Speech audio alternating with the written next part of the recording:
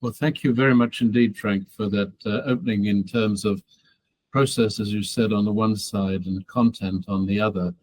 If I might remark from the process side, it is truly remarkable that foresight has become, after 15 years when we had nothing in the European Union and we put espace together, that it has become a major element in the shaping of policy, that the espace report published in April time has been capable of feeding some of the political debates during the election process, and as you described so well, that it's actually then made its way into final legal text, which will be decided by the Council and now will be presented by the Commission President, hopefully for a vote on Thursday.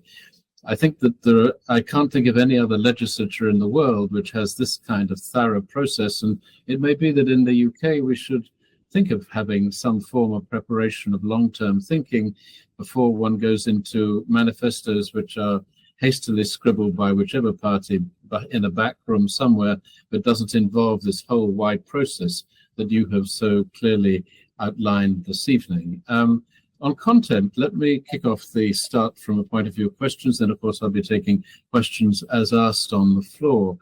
But if you have a look at the broader kind of lines of what's coming out, what would you say are the stable trends, strategic issues for the EU ahead? I mean, if you had to think of three strategic issues, what might these be, which whichever kind of political party you're in, the EU is going to have to tackle between now and 2029? Thank you, James. I think what is very clear in the report and was there already 10 years ago is in the field of security and geopolitics in general, the capability gaps of all Europeans together in the field of security. We don't have enough to ensure our security. And now we also have, in addition to that, doubts about how well would our different security arrangement on the continent work, and what is the state of play on the transatlantic relation. So I think here we have something that is very stable. 10 years ago, we were all describing structural disarmament as one of the geopolitical problems European nation had. This was one of the reasons why our American friends and allies had this debate about European not doing their part in burden sharing. This debate even started before, and it has gone worse to the extent now that we see a potential vice president of the US saying that there will be limits to the investment in European security, especially in the eastern part of the continent. The second big element is, of course, the risk of slow growth. Already Daniel Gross and the people of the Center for European Policy Studies 10 years ago said, we are facing the risk of a Japanese style of scenario with slow growth, high debt, and this is not creating a climate that allows a lot of investment, risk-taking, deployment of new technology. It's not a propitious climate for global investors or even European investors. Slow growth with debt, with high debt, is of course what we are now living in, and of course the institution just have a part of the responsibility and the instrument. Let's imagine just a minute we didn't have the banking union. Just imagine a minute we didn't have the Eurozone and the economic and monetary union. Where would we be? The third element is, of course, a massive social change, whose first name is aging. Aging is not only a transformation of almost everything in society, but also a massive transformation of our workforce, a massive transformation of our culture, massive transformation of our mobility, a massive transformation of family relation, customer behavior. Everything is being changed by aging. And when you add to that, that most of our welfare mechanisms, whether generous or less generous, are not sustainable in the 20 coming years, this social change and social revolution is getting to a critical phase for many.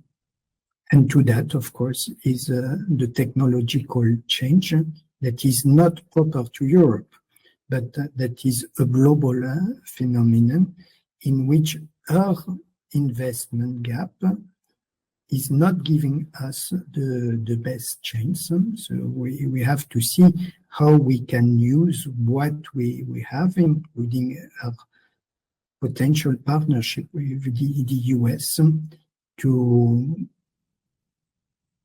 mitigate the risk of having had for now more than 20 years an investment gap in many of the technological sector that will count in the middle of the century. Yeah, well, maybe Franck, you remember when you were last on the platform, we were joined by Ajit Jirka, who was sticking off a process 18 months ago of writing a report on the digital world towards 2040, which is now published by the European Internet Forum. One of the phrases in that document actually came into the ESPAS document, which was that AI promises to be the biggest disruptor in Europe since the Second World War. It was odd in a way to find it in the ESPAS report, but what do you think the meaning of this is? And do you think, and there's a question from the floor here, how is AI going to affect the way in which there can be the effectiveness and the risk mitigation in the operation of governments, of institutions, and who have to run AI, but do they really know what they're doing? I think one of the obvious elements, and I think we already have hundreds of books, if not thousands of books, some of them partly written by AI itself, very likely, or for some part of them. The first element is, of course, a very deep change in the way we learn, not only at school, but throughout our life. The way we learn, the way we search, the level of autonomy we derive from the different tools available to provide us information. So this is a big cognitive transformation, and I think that in this way, it is a very deep, unexpected, unplanned social change, deeper very likely than the communication revolution started in the late 80s with the internet connectivity, etc. And a way of thinking, a way of learning, a way of connecting, a way of imagining the future, a way of dreaming, a way of imagining, everything will be changed. So we have here something that is happening not once a century, but maybe once every 2 or 3 centuries. And some of the philosophers like Michel Serres, usually people working on technology and science, had described in advance what this could be. In the French literature, Homo numericus of my friend Daniel Cohen, and the different work of Michel Serres have paved the way to describe what could be this stage of the transition. But of course, do you imagine any sector of business that would not be impacted by this massive change in the way we learn and function? This is a massive white-collar revolution. This is something comparable to an industrial revolution, much bigger, with many new opportunities creating, many old jobs, including very senior jobs, very well-paid jobs that could be made redundant overnight. This will be a financial revolution in the way we do finance, very, very likely. And this will be a technological revolution in the industrial sense, because it will accelerate, there is kind of consensus on that, the converging technology. When AI will be able to make a dialogue, to establish a dialogue between nano and bio, and keep the memory of it, and replicate and enrich and participate to the self-improvement of any material or any process, we will have a massive impact on the industry and every technology available for our daily life. So I think we are just at the beginning. We cannot just imagine how big this will be. And this is not utopia, it's around the corner. And we try, of course, for our colleagues in the European Parliament, for the member of the European Parliament, to document as much as we can and to be fact-based as much as we can this transition. That is a revolution.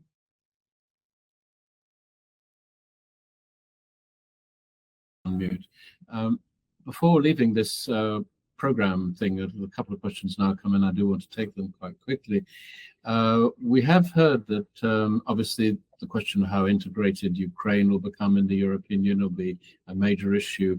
So it's a budget question and how all that will happen. But linked to that is how the EU can raise funds to pay for its defense. You were mentioning that there's been insufficient kind of work done on this whole range of different procurement systems which litter across the European continent.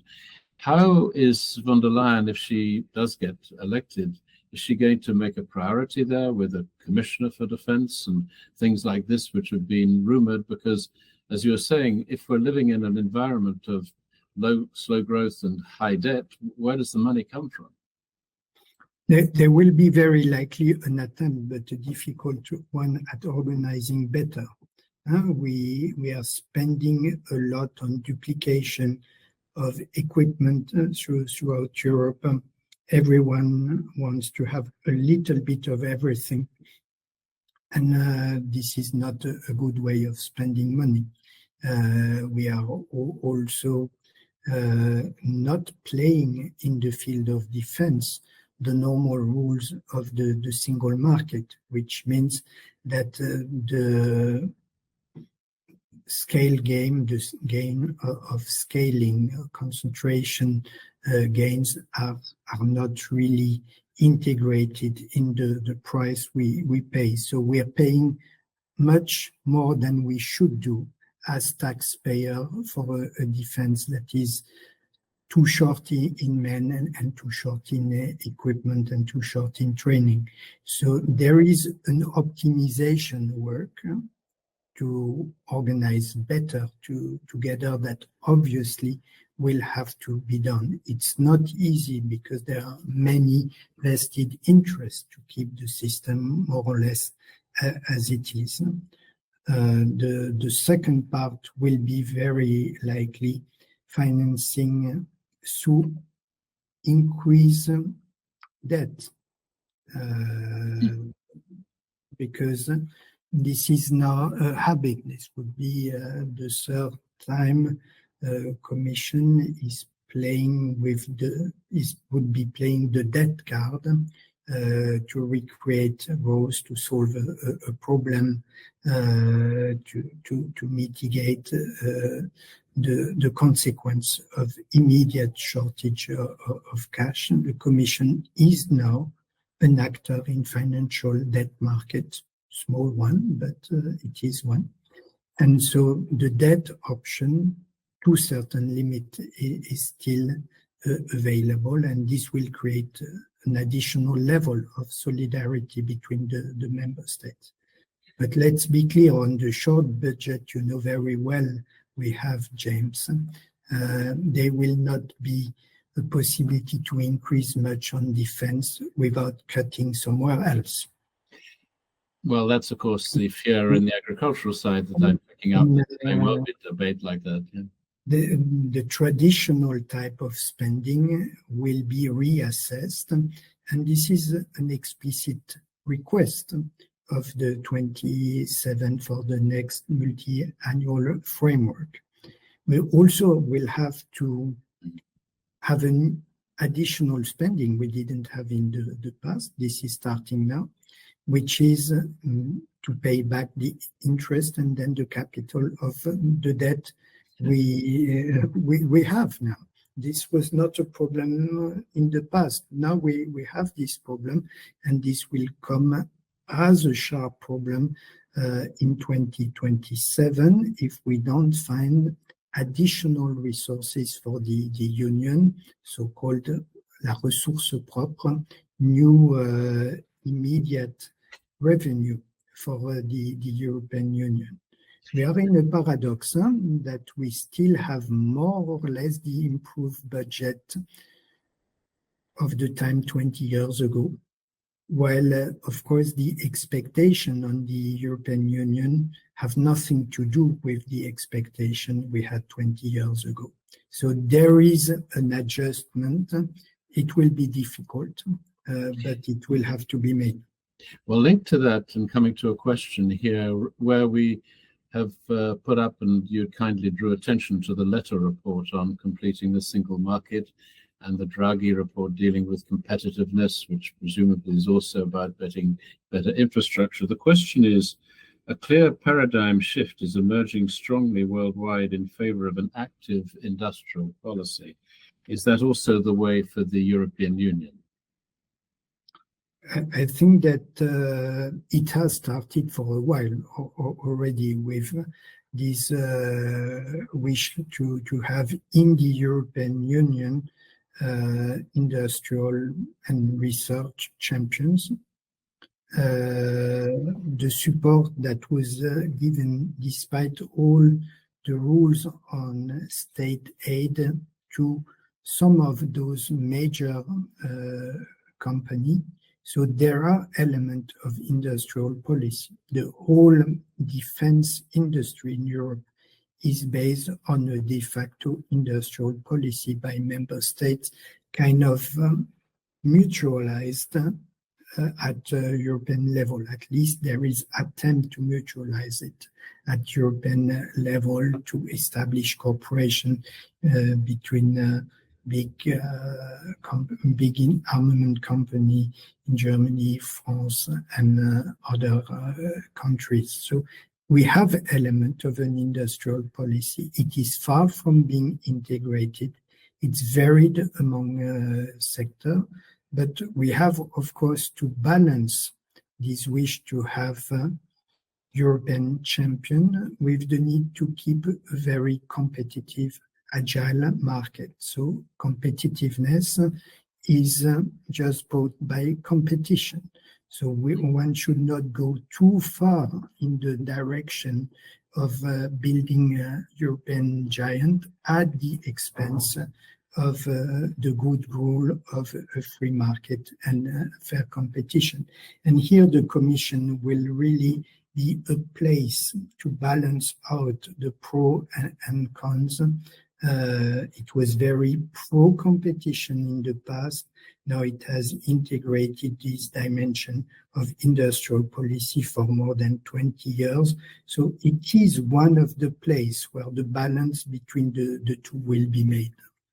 And by the way, not only for the EU, but also to a certain extent for the company working most frequently with the EU and in the EU.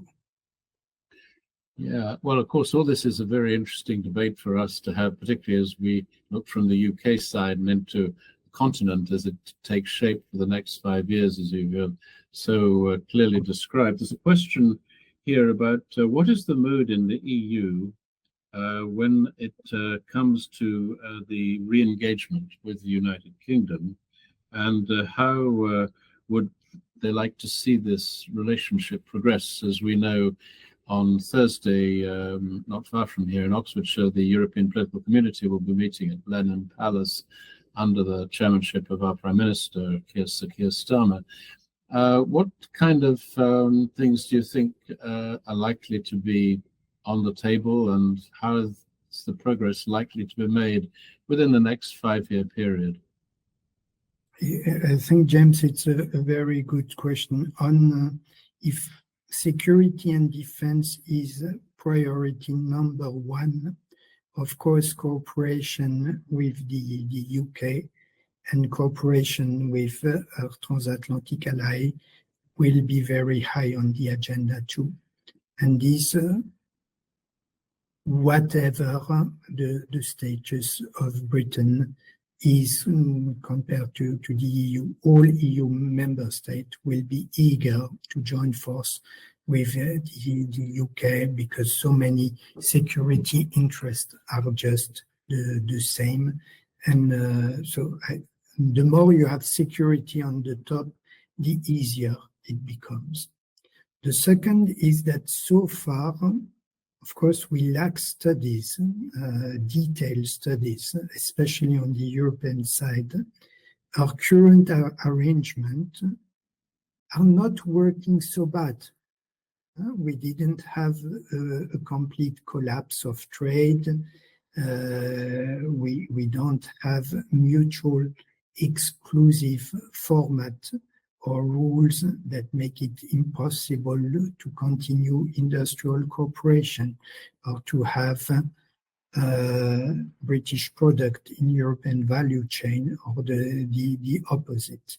There has been a slowdown. There has been a growing outward looking trade of Britain, less with Europe, a little bit less with the rest of what you call the continent, but nothing dramatic. So our negotiator, even before, have managed to create something acceptable, or at least not too harmful for business on the two sides. The relation between people, the capacity of moving, the capacity of having transnational family, being able to study on one side or the other, exchanging, sharing science, sharing views on the future, has not been dramatically changed, despite higher fees for students, complexity for many. It is more difficult, but it is not stopped. So there is here on I would say, the cooperation for people and through people, a large number of low-hanging fruit that could be improved before discussing any kind of institutional rearrangement of the relation. And I think that we have learned from a British friend when they were in the Union that patience and small steps, one after the other, are many times the best way to reach to bigger things.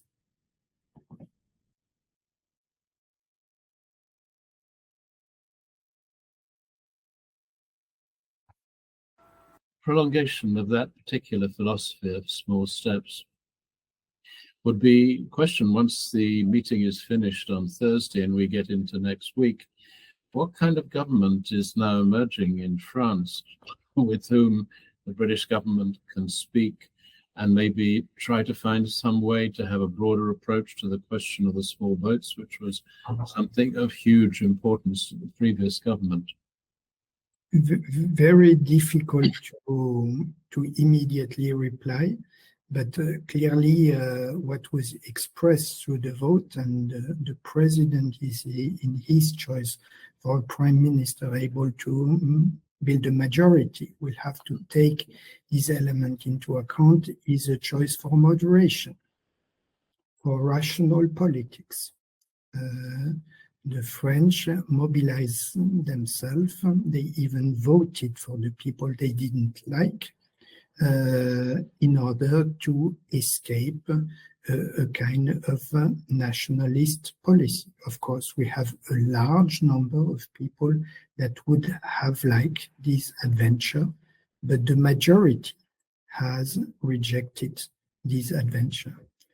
The same appeal to moderation will very likely prevail in the building of a government. It will be very difficult for a government with the extreme left, for instance, to be running the country. Immediately they would vote, they would have a majority against them, unless they're very bizarre tricks. So very likely the president will try to have a moderate prime minister, able to bring around him and around a moderate, careful policy, most of the moderate from the Socialist Party to Les Républicains. As individual, responsible individual, maybe rather than through party agreement or a big coalition deal like other countries in Europe have. We have a presidential system. We have not decided that it's the time to change the constitution. So doing parliamentary democracy and coalition agreement, like if we were Germany or the Netherlands, is not yet on the agenda. There is a presidential agenda, and the president will try to see who among the moderate is the best able to bring at least a functioning majority for a while, especially because we have issues. We need to approve the budget. The situation is not good. We need to be full participant in this new phase of the European integration, to be fully active in this new cycle. We have to prepare for the next US administration together with all our allies. And we know we have challenge not only in the East, Ukraine and the threat there, but also in the south. The Sahel is not fixed. We have many transnational families there in the Sahel, in the Maghreb. The problem there is a problem next day in Paris, and we are aware of that. So we know the situation is difficult, and I think there will be a prime minister, he or she will be a moderate and able to work with a moderate British government, and quite effectively, I'm sure.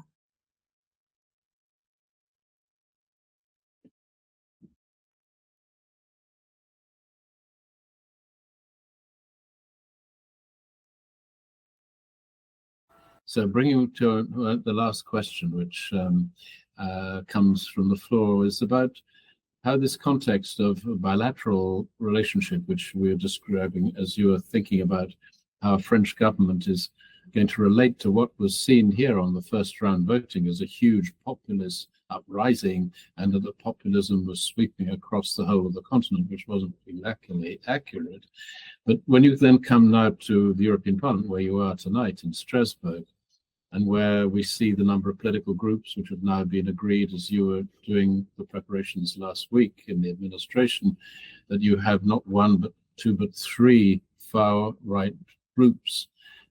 Is the fact that there are more than one going to be helpful in assuring a more moderate kind of thing? Because if they're all together, then maybe it's more influential just to have one group. Or how does the politics play out of where one's seen quite a sharp rise in France and Germany, but not in other European Union countries, so much of this so-called populist wave? Is this going to make populist government in the European Union, or not quite? James, it's a very good and existential question, I think, for the European Union. What brings them together before trying to see what divides them? What brings them together is not populism. What brings them together at this right of the right is nationalism. They are nationalists. Nationalists like we had many times in our history. In every member state, we have our nationalist phase, especially in the 19th century. And they see that the advantage of one nation cannot be achieved, but at the expense of other nations. This is the traditional nationalist creed. So they can, for a while, rally to get position, to get leverage in the system, to get what they were prevented to have for so many years by the vast majority, for instance, in the European Parliament. But at the end, nationalists make it difficult for them to ally to the full. And now the division is reflecting something very simple. We have Russophobic nationalists, we have Russophile nationalists, but among the Russophile nationalists, the French and the German cannot work together for different reasons. So one of the questions we have is what would be the impact of having a settlement on Ukraine, whatever this settlement would be? Would this antagonism between the pro-Russian and the anti-Russian disappear, evaporate? The second question is what will be the impact of Trump and any US public diplomacy supporting this side of the political spectrum that is closer to their option in the US. And we've seen with the new vice president that he would have sympathy, not empathy, for these European different nationalists. Maybe this will bring them closer together for a while. But at the end, the curse of nationalism will be there. So one day they will remember that, no, you cannot achieve your goal unless the others are put to a certain extent on the side of the road. And this will play in their dealings together, I'm sure. So we should not forget, and James, sorry to conclude, that the extreme left is still with us too on the other side. And those are by no means people that are more tranquil or more acceptable.